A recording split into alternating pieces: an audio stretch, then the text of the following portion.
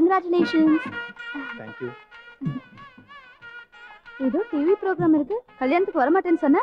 ஆமா, TV program தான். காதலிச்சு கல்யாணம் பண்ணிட்டவங்கள பத்திய ப்ரோக்ராம் இது. நீங்க ரெண்டு பேரும் இப்பதானே லவ் பண்ணி கல்யாணம் பண்ணிட்டீங்க. சோ ஃபர்ஸ்ட் உங்களே இன்டர்வியூ பண்றேன். Mic please. Start camera. நீங்க ரெண்டு பேரும் 5 வருஷமா லவ் பண்றீங்க. சோ உங்ககிட்ட கேட்டாதான் கரெக்டான பதில் கிடைக்கும். நல்ல காதலர்களின் நெருக்கத்தின் அளவு என்ன? மினிமம் ஏஜோ, மேக்ஸிமம் கிஸ். கிஸ்ஸா? சோ உங்க காதலோட நெருக்கம் ஏஜோக்கா கிஸ்ஸா? Maximum. Maximum. Oh oh oh oh oh so கிஸ்ஸா?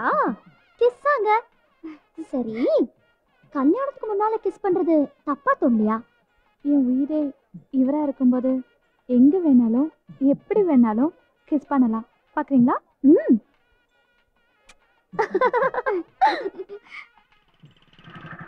யா ஓகே சபேஷ். டேய் ஆல் தி பெஸ்ட். வெயிட் பண்ணிட்டு இருப்ப, லேட் பண்ணிடாத. Bye. Oh hello. Congrats. Thank you. ஆமா பெரியவரே, நீங்க எப்படி காதலிச்சு கல்யாணம் பண்ணிட்டீங்களா? ஆமாமா, 3 காதல் கல்யாணம். 3ஆ? ஆமாமா.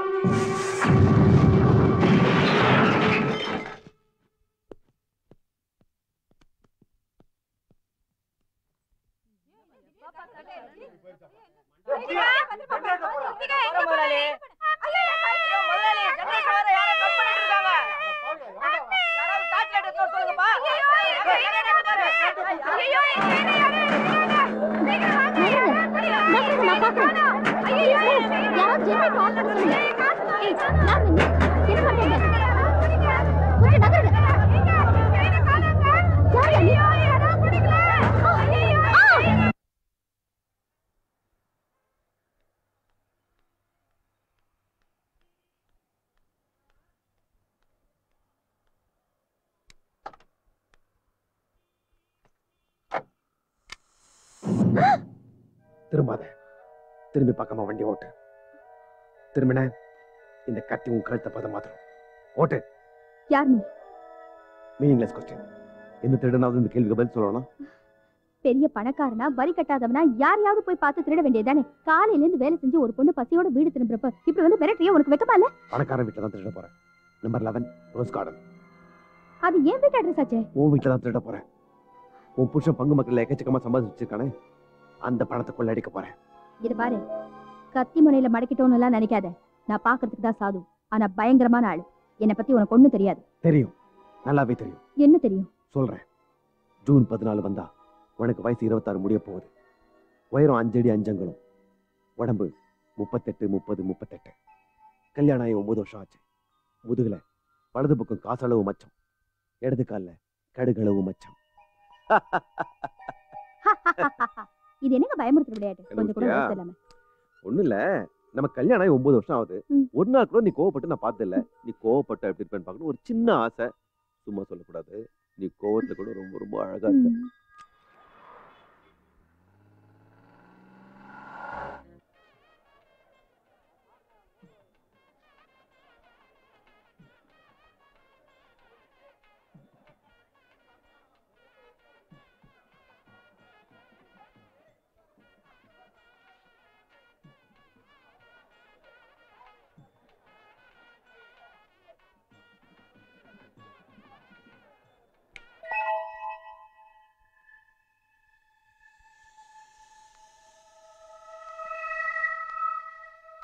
நோ சார் இல்ல அவன் இல்ல.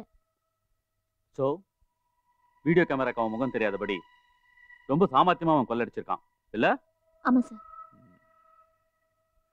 அடுத்த கட்டமா நாங்க சந்தேகப்படும்படியான ஆட்கள் அசெம்பிள் பண்ணி உங்க முன்னாடி நிக்க வச்சா உங்களை யாராவது அடையாளம் காட்ட முடியுமா?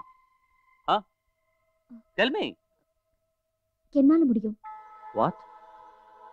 I'm not guessing sir. அவனை நான் ஃபேஸ் டு ஃபேஸ் பார்த்திருக்கேன். 1000 பேருக்கு நடுவுல பார்த்தா கூட அந்த நீட்ட மூக்கு காரண என்னால கரெக்டா அடையாளம் காட்ட முடியும். குட். உலகத்துல எந்த மூலையில இருந்தாலும் அவனை நான் பிடிச்சிருவேன். Thank you very much. Hi Pinku. Hi மா. ஹாய் பிங்கி. டாடி எங்க மம்மி? கார் பார்க் பண்ணிட்டு இருக்கேன். டாடி.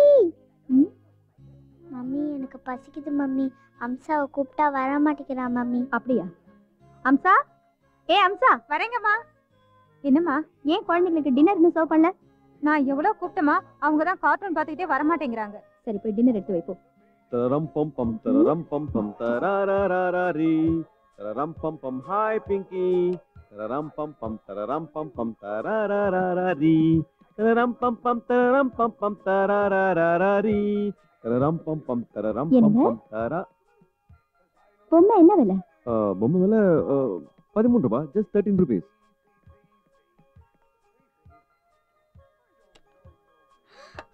O my God. 1700 ரூபாய் பொம்மையை 13 ரூபாய்னு பொய்யா சொல்றீங்க? வீட்ல இருக்கிற பொம்மை இங்க போதாதுன்னு 1700 ரூபாய் கொடுத்து இந்த பொம்மை வாங்கணும்னு ரொம்ப அவசியமா? விளையாட்டு பொம்மை வாங்குறதுக்கு அவசியம் இல்லைன்னு என்ன இருக்கு? இவன் கிளாஸ்ல யாரோ வச்சிருந்தாங்களாம், கேட்டான், நான் வாங்கி கொடுத்தேன். அதான் அவன் கேக்குறதெல்லாம் வாங்கி கொடுத்து அவன் படிக்கிறதே இல்ல. நீங்க ஏன் அவனை கெடுக்குறீங்க? ஏன் இப்படி கத்துற? அப்படின்னு அவன் கேட்டு போயிட்டான். சரி பசிக்குது, சோறு போடு.